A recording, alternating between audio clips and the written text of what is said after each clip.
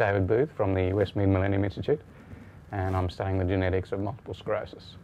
The investigation started when I came from London back in 2001.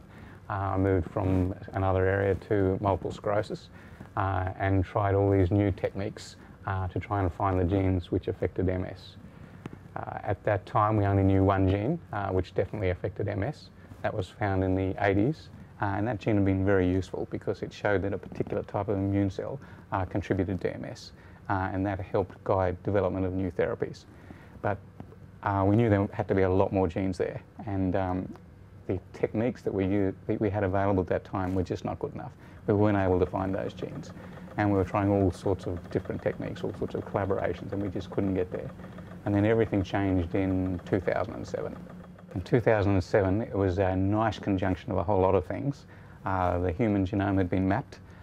We got new technologies which enabled us to do cheap genotyping, so we could genotype an individual for all the common variants in their genome, and we can do very large numbers, which is what you need to do to find to have statistical significance. It was July 2007.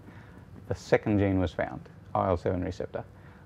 We'd already found that with our old-fashioned techniques at Westmead, so we were delighted to see that that was finally confirmed internationally as the second gene. Then 1 month later, the third gene was found, IL-2 receptor.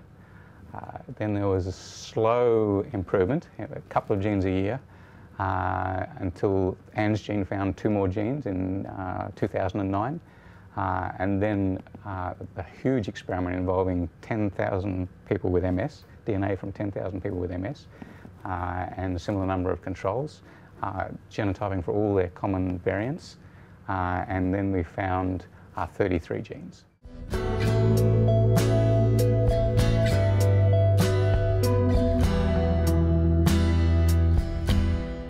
In Australia, we developed this collaboration which was originally called AusGene, and which was funded by the MSRA and the Australian Research Council, and that allowed us to start using the new technologies on all the Australian MS individuals that we'd collected, the DNA that we'd collected.